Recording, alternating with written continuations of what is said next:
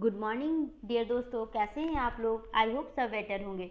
तो आज के लिए दोस्तों मैं इंपॉर्टेंट क्वेश्चंस लेके आई हूँ। EPS 07 का आप लोग का एग्जाम बेहद ही नज़दीक है। आप लोग आई होप बहुत अच्छे से तैयारी कर रहे होंगे और ये वीडियो सबके लिए बहुत ही हेल्पफुल होने वाला है। तो चलिए आज का क्वेश्चन है दोस्तों, अंतर्राष्ट्रीय संबंधों का अध्ययन क्यों जरूरी है। वेरी इंपॉर्टेंट क्वेश्चन है, बहुत ही इंपॉर्टेंट है आप लोगों के लिए। इसको बहुत ध्यान से पढ़ लीजिएगा, ठीक है। ऐसे मैं जितने भी क्वेश्चंस करा रही हूँ बहुत ही इंपॉर्टेंट ही करवा रही हूँ, क्योंकि ये सारे मेरे मतलब कि गेसिंग के हैं। जो भी जब मैंने एग्जाम्स दिए थे तो मैं सारे चैप्टर्स को रीड करके गई थी, तो आप लोगों के लिए काफ़ी हेल्पफुल होने वाला है। चलिए इसका आंसर्स कंप्लीट करते हैं। अंतर्राष्ट्रीय संबंधों का अन्य कई विषयों से निकट का जुड़ाव है। इन विषयों में इतिहास, राजनीतिक विज्ञान, विधि, अर्थशास्त्र और भूगोल शामिल है। अंतर्राष्ट्रीय संबंध में कौन कौन से विषय शामिल है आपके? इतिहास, राजनीतिक विज्ञान, विधि, अर्थशास्त्र और भूगोल। ऐसे में अंतर्राष्ट्रीय संबंधों का अलग से अध्ययन किस तरह उपयोगी है। आप जानते हैं कि दुनिया में कोई राष्ट्र अलग थलग नहीं रह सकता। ये बहुत ही इंपॉर्टेंट चीज़ है कि कोई भी राष्ट्र अलग थलग नहीं रह सकता, सबको मिलजुल कर ही रहना पड़ता है दोस्तों। चलिए तो आंसर है अंतर्राष्ट्रीय संबंधों का अन्य किसी विषयों से निकट जुड़ाव है। इन विषयों में इतिहास, राजनीतिक विज्ञान, अर्थशास्त्र, भूगोल शामिल है। ऐसे में अंतर्राष्ट्रीय संबंधों का अलग से अध्ययन किस तरह उपयोगी है। आप जानते हैं कि दुनिया में कोई भी राष्ट्र अलग थलग नहीं रह सकता। उस जमाने में जब यातायात के साधन बहुत पुराने अथवा आज की तुलना में बहुत कम विकसित थे, संप्रभु राज्य एक दूसरे के संपर्क में रहते थे। वे कभी कभी सहयोग भी करते थे, किंतु अधिकांशतः उनके बीच संघर्ष की स्थिति अधिक बनी रहती थी। उस जमाने में जब यातायात के साधन बहुत पुराने और आज की तुलना में बहुत कम विकसित थे, संप्रभु राज्य के एक दूसरे के संपर्क में रहते थे। वे कभी कभी सहयोग भी करते थे, किंतु अधिकांश उनके बीच संघर्ष की स्थिति अधिक बनी रहती थी, यानी लड़ाई झगड़े की स्थिति बहुत ज़्यादा बना रहता था। नतीजन उनके बीच युद्ध होता रहता था। उनके संबंधों के बारे में आमतौर पर इतिहासकार और राजनीतिक विज्ञान के अध्येता ही अध्ययन करते थे। राजनीतिक इतिहास मुख्य रूप से संप्रभु राज्यों के संबंधों का अध्ययन करता है।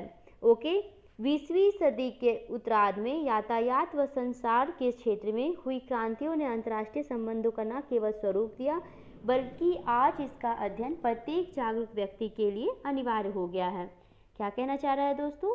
20वीं सदी के उत्तरार्ध में यातायात व संचार के क्षेत्र में हुई क्रांतियों ने अंतर्राष्ट्रीय संबंधों का न केवल स्वरूप दिया, बल्कि आज इसका अध्ययन प्रत्येक जागरूक व्यक्ति के लिए अनिवार्य हो गया है।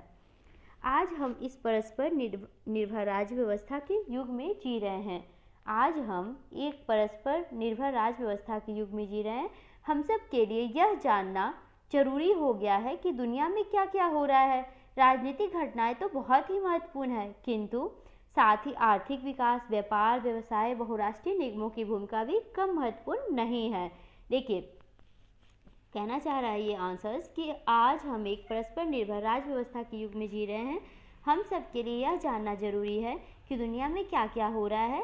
राजनीतिक घटनाएं तो महत्वपूर्ण है ही, किंतु साथ ही आर्थिक विकास, व्यापार, व्यवसाय तथा बहुराष्ट्रीय निगमों की भूमिका भी कम महत्वपूर्ण नहीं है।